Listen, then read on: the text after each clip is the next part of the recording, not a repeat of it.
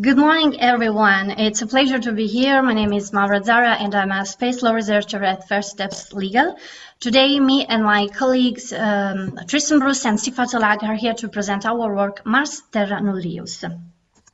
Our presentation can ideally be divided into three parts. First of all, what is Terra nullius and what is the legal situation regarding the acquisition of sovereignty over another planet? In this regard, we need to understand the meaning of sovereignty in the space law and its close correlation with the non-appropriation principle enriched in Article 2 of the Outer Space Treaty 1967. Then my colleague Tristan will continue with an analysis on the current regulatory framework provided by space law, within the aim of understanding whether in the current state there are tools to manage the situation in the case of colonization of Mars, with a specific reference to Article 6 of the Outer Space Treaty.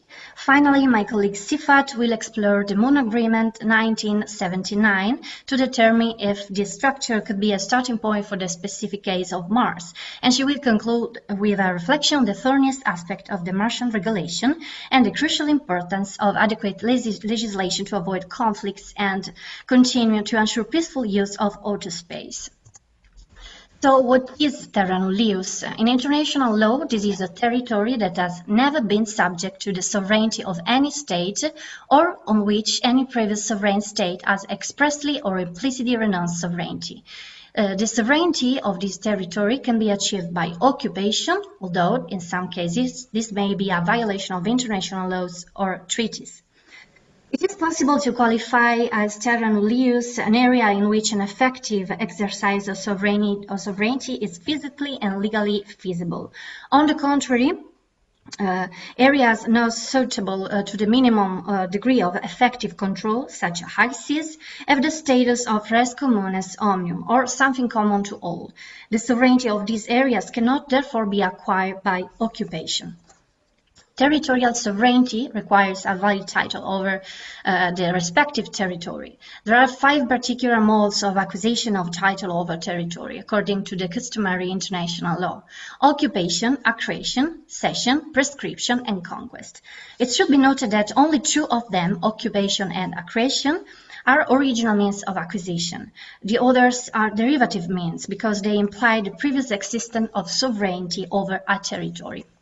But what happens when this Terra nullius is nothing less than another planet? Obviously, the issue becomes considerably more complicated. And the first difficulty is that the principle of sovereignty does not apply to outer space. It is commonly taught that outer space is not Terra nullius, but making a close analogy with high seas, it is res communis omnium, since physical control over it does not seem possible. Today, authors disagree with this assertion, so they regard the celestial bodies as Terra nullius. Today, with the possibility of establishing colonies on Mars and on the Moon, the question becomes more controversial. However, the fact remains that space law has explicitly eliminated any possible mode of territory acquisition in outer space. In this regard, we need to understand what is the meaning of sovereignty in space law. In this peculiar field of international law, the concept of sovereignty changes and adapts itself to the new legal dimension that is being created. It responds to new needs. The aim of space law, indeed, we must reflect that the axiological background of space law rests on the fundamental principle of the peaceful use of outer space. The aim of space law is therefore to ensure a climate of peaceful cooperation between states within which to carry out space activities.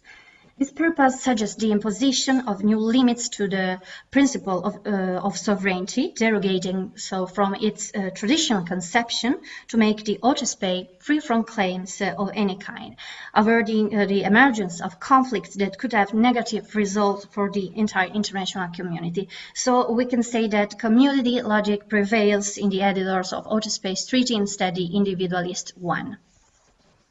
And that's where it comes down to the non-appropriation principle enriched in Article 2 of the Outer Space Treaty, 1967. Let's read it. Outer space, including the Moon and other celestial bodies, is not subject to national appropriation by claim of sovereignty, by means of use or occupation, or by any other means. States are therefore prohibited from appropriating outer space and any part thereof. We can refer to the non-appropriation principle as a cardinal rule of the space law system. It has prevented outer space from becoming an area of international conflict between states since it was incorporated in Article 2 of the Outer Space Treaty. It is interesting to note that in this provision, there is a dialectic between the needs and demands of the international community and the interests and claims of individual states. Thus, in essence, by adhering to the Outer Space Treaty, states have renounced their right to exercise sovereignty in outer space and the celestial bodies. A choice imbued with a consideration of a juridical and political nature marked by a dialectic between cooperation and competition, collectivity and individuality. In this legislative context, we must take into account another factor that complicates the situation. That is the proliferation of private actors involved in space activities. Since the beginning of 1980s, private actors have been attracted toward outer space. Nowadays, the involvement of non-governmental entities in space activity is still growing. Technical and scientific progress dictates the pace of the development of space law and therefore of the rules of the game. In light of this observation and the current state of competition in the space sector, let's go deeper to better understand the situation with regard to the planet Mars, especially with regards to the requirement of state authorization and supervision of non-governmental space activity provided in Article 6 of the Outer Space Treaty. I will turn this over to Tristan, who will get into the specifics. Thank you very much, Maura, for that excellent overview. At this point, I'd like to attempt to provide a brief overview of some of the reasons that regulation is needed, as well as the current regulatory structure in light of Article 6 of the Outer Space Treaty. So why is regulation even needed? So far, the use of space has been peaceful. Multiple national and international governments have funded voyages to Mars and other planets, and they continue to do so into the near future. Some of these names are pretty recognizable, such as the UAE Space Agency, Roscosmos, the Chinese National Space Agency, NASA, etc. So far, all of these missions have been for purely scientific purposes, and this has not led to any clear violation of the sovereignty principle in Article 2. Furthermore, any continuing scientific activity is unlikely to result in any Article 2 violation. So far, only 3 nations have formally declared an intention to land humans on Mars, and that is America, China, and the Russian Federation. So for Russia, they have an objective for boots on the ground of about 2044, 2045, with as early as 2040, depending on windows. For America and China, they're in a bit of a race on this, with an objective to land boots on the Mars on 2033. Initially, these projects are unlikely to build permanent settlements, but this will happen eventually. In order to keep people on Mars instead of living out of a ship, we are going to be building settlements eventually. As we build settlements and as those settlements are controlled, we increase the likelihood of a violation of Article 2, which again is about sovereignty. So simply building a settlement will not constitute a violation of sovereignty. It's when we assert the control over an area as a nation or as a private entity within a nation that we begin to infringe upon this principle. Next slide, please. So again, regulatory necessity is going to increase with human permanence on Mars. So as we build more, the regulations will need to be more applicable and beefed up to deal with that. So permanent settlements and resource extraction are allowed under the treaties for scientific use and to maintain habitats on Mars. This is unlikely to create tension between nations because it doesn't typically involve formal claims to area. The potential for conflict increases a lot more with commercial resource extraction.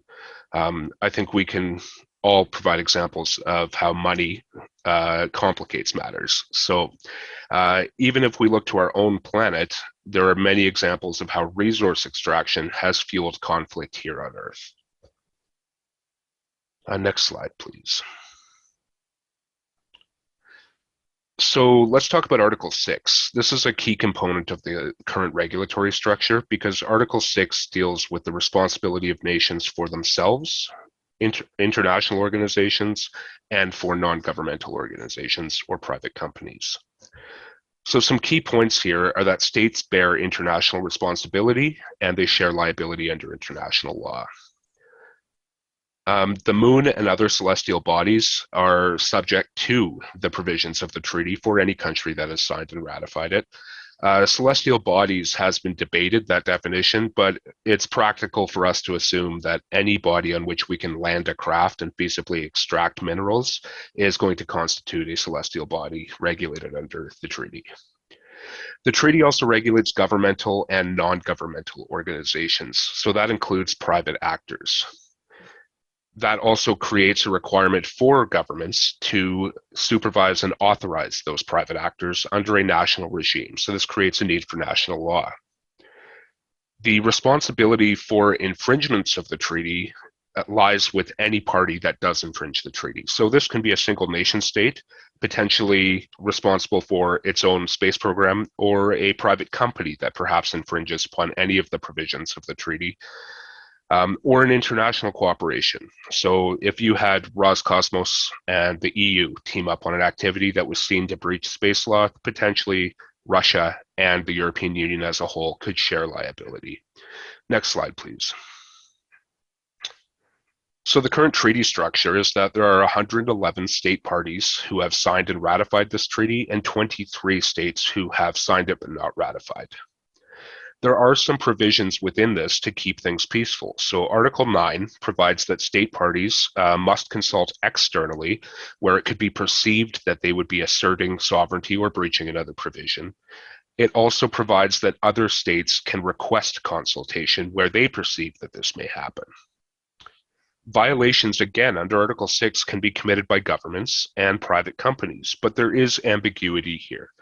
It's not certain which activities constitute the national activities which are regulated under Article 6. Some countries posit that national activities means any activity by any private entity from a nation, while others assume that perhaps national activity regulates only the activities that are conducted by a private organization or a government on behalf of that government. So this is a bit of a thorn in the side because it's unclear as to what level of liability private activities incur. Violations of the treaty can be asserted by any state which is party to the Outer Space Treaty, and complaints can theoretically go to the UN General Assembly or theoretically be referred to the International Court of Justice. The problem is that the Outer Space Treaty is quite vague on this matter, so there is no specific provision for how these complaints are to be dealt with. Also, no one has ever brought a complaint to the UN General Assembly or to the ICJ that was dealt with in a formally binding resolution. In fact, the only real example of enforcement that we have is under the Liability Convention, when Russia or the USSR at that point actually crashed a satellite, and this resulted in some liability to pay the Canadian government to clean up some of the radiation fallout. Next slide, please. So let's look at national law. 27 countries have incorporated some form of national space law into their domestic law, and all of these countries are signatories to the Outer Space Treaty. Some of these parties have increasingly taken the stance that the Outer Space Treaty does not prevent appropriation by private companies. For example, Japan, America, China, and Russia have all, to varying degrees of explicitity, endorsed resource extraction within their legal structures. The US has just wrapped the initial signings of the Artemis Accords, which was a bit of a landmark achievement for them. But these follow on from a 2020 executive order by President Trump at the time, which specifically rejected the classification of space as global commons or res communis omnium, and rather asserts that space is terra nullius, and Mars is not only terra nullius under the Outer Space Treaty, but terra nullius which can indeed be acquired and the resources extracted and manipulated. Next slide, please. So when we look at the need for reform, it's, I guess, incumbent upon us to look at the potential harms. So the United Nations peacekeeping organization suggests that at least 40% of conflicts in the last 60 years have involved the acquisition of resources as a driving factor. And there is ambiguity in the Outer Space Treaty as to whether private entities can be regulated. There's also no binding measure for binding enforcement in Article 2. This clearly leaves a void where new regulation is probably needed. However, there may be the opportunity for current regulations and current structures to be exploited as a baseline for future regulation of a Mars colony, or the exploits in building a Mars colony, or anywhere else on celestial bodies that we can reach. So at this point, I would very much like to hand you over to my colleague, Sifat Alag, who will take you through some of these baseline steps with a particular focus on the Moon Treaty of 1979 to see how potentially this could be helpful. Thank you very much. Thank you so much, Maura and Tristan, for your observations. Carrying on from here, the next essential element that we must consider in this discussion is the agreement governing activities of states on the Moon and other celestial bodies, 1979, more commonly known as the Moon Treaty. The Moon Treaty was meant to be the next step after the OST as a means to incorporate the improvement in tech and increase interest in space exploration. The aim of the treaty was to provide legal procedures and administer the actions of nations involved in space exploration to avoid exploitation and to avoid an imbalance of opportunities between nations. The treaty essentially allows the use of natural resources and exploration of the Moon and other celestial bodies based on the standard of equality, thus trying to create equal opportunities for developed and developing countries at the same time. This becomes evident when we see that the Moon Treaty remains the first treaty with substantial multinational agreements negotiated between the global North and South. The treaty further gives effect to the concept of the common heritage of mankind, which builds on the concept of res communis, suggesting that no single or group of nations should get any kind of authority upon the resources of celestial bodies. Article 1113 further builds on this by stating that neither the surface nor the subsurface of the Moon can be claimed jurisdiction upon. The treaty, however, allows nations to set up space stations to be established by states, and they may retain jurisdiction over the stations and the personnel related to the station.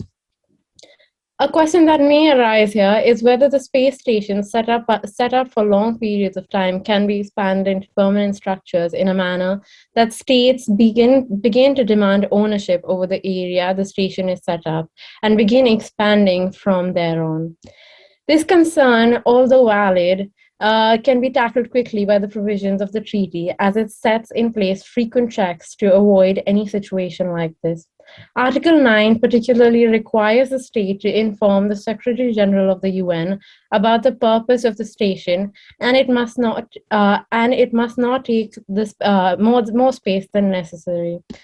This is followed by an annual update about the station reported to the UN. That being said, unfortunately, this may only work in theory. The authority of the treaty can be questioned as it has only been ratified by a few countries, none of which have independent spaceflight capabilities.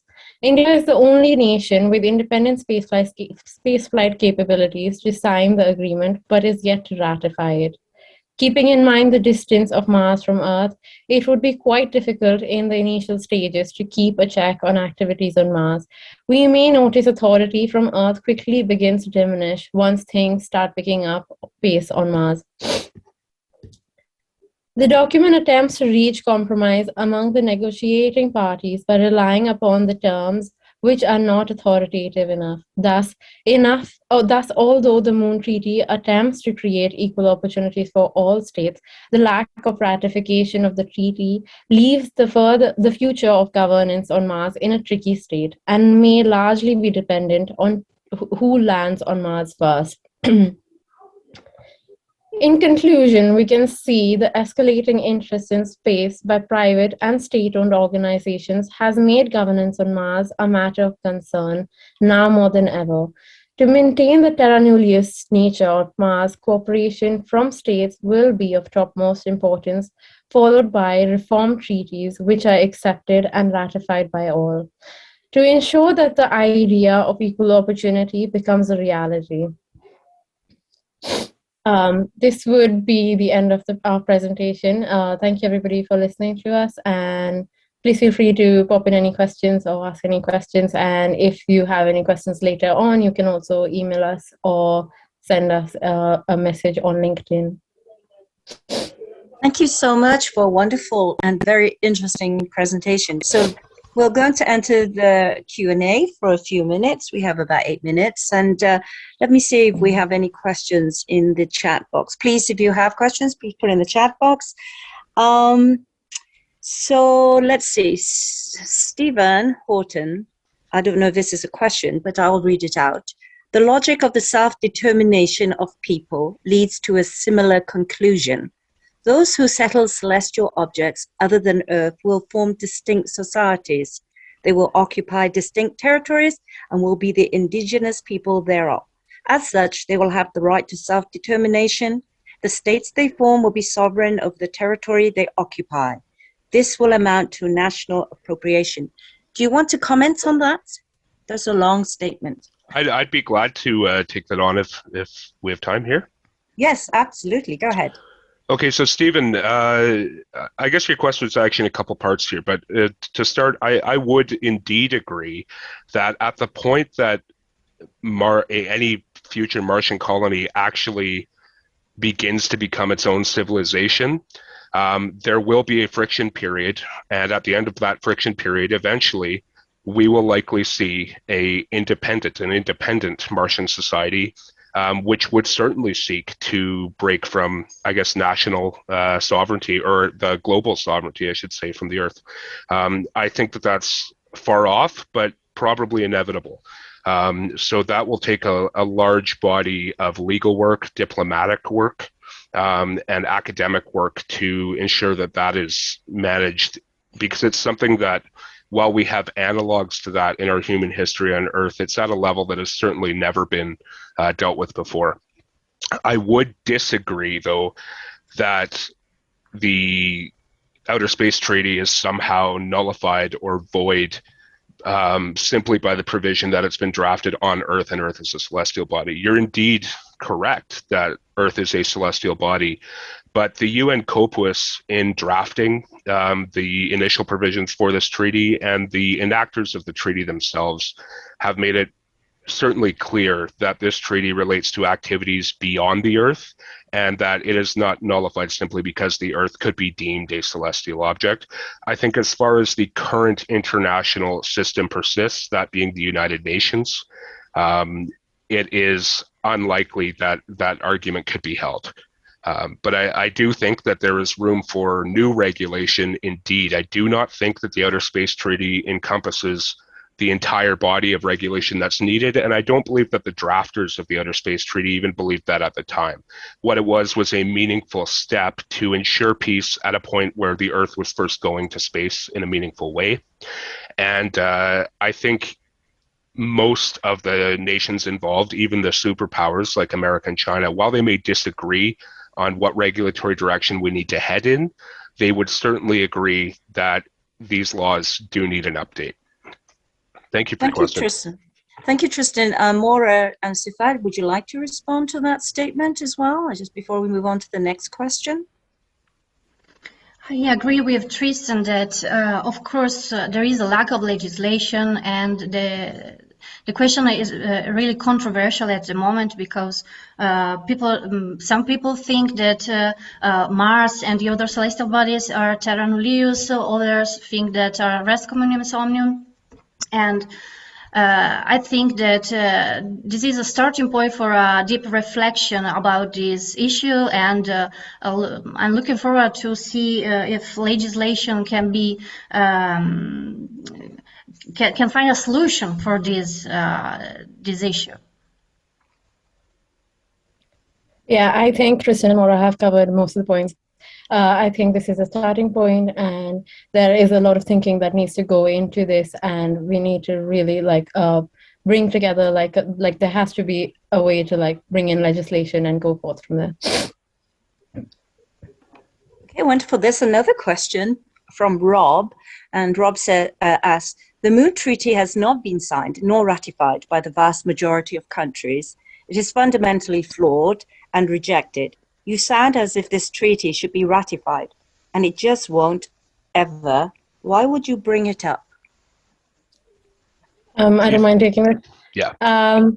So the reason we did bring up the Moon Treaty is because it's one of the most essential treaties where outer space is concerned. I mean, the Outer Space Treaty and the Moon Treaty kind of go one after the other, and they have kind of shown the thought process that has gone into creating treaties so far. Also, it brings about the idea of non-appropriation, which it covers in quite a lot of depth.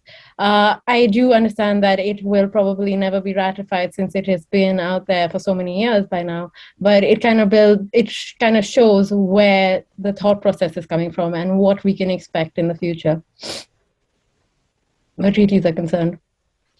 Yeah, if I could jump onto that as well. Thank you, Sifat.